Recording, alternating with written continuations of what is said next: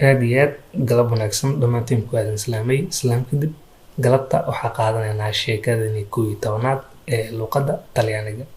Sheekadan waxay ku saabsan tahay ninkan halkan idinkaga muuqdo oo ah injineer dhismaha guryaha.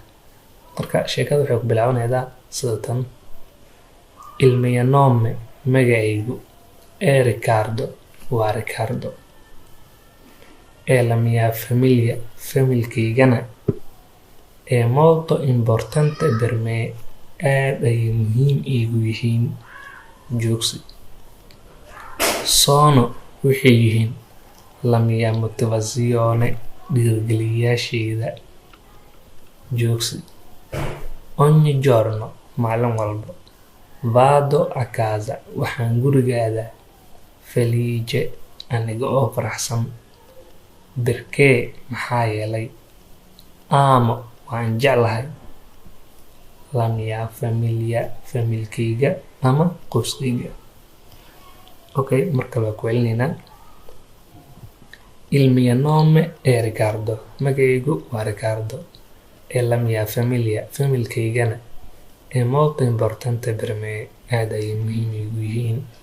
Sono waxay yihiin la mia motivazione, dhiirigeliyaashayda.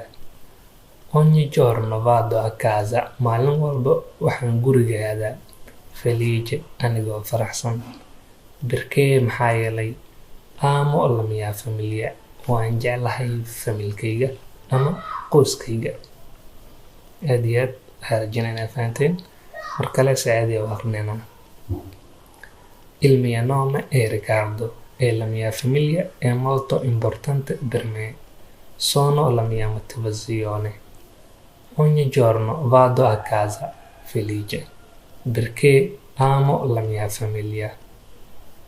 Okay, Soomaaliya ku aqrinaynaa. Magacaygu waa Riccardo, familkaygana aad ayay muhiim iigu yihiin. Ayagu waxay yihiin dhiirigeliyaashayda. Maalin walba guriga waxaan aadaa aniga oo faraxsan. Maxaa yeelay waan jeclahay familkayga ama qoyskayga. aad iyo aad sheekadan waa iska sheeko gaaban misena aad iyo aad u fudud, inkastoo ay tahay level A2 stillna waxaa maraynaa lessonkeeni 11aad. hoos waxaa ku qoran haddii aad fahantay kusoo qor commentiga waa fahmay, haddii aad fahminna soo qor ma fahmin.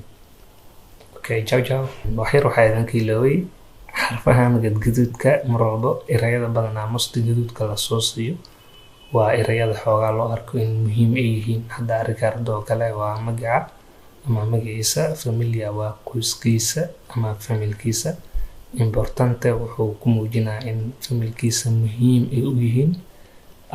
eraygan motivazione oo ah dhiirigelin waa fahmaysiin ama waa fahmaydin. English ahaan motivation oo kamid ama encouragement ama inspire, dhiirigelin le waayo. midkan vado wuxuu ka yimaaday verb andare, ficilka aaditaanka. Okay, felice waa taqaaniin, mar badan waa aragteen, happiness waaye ama farxad.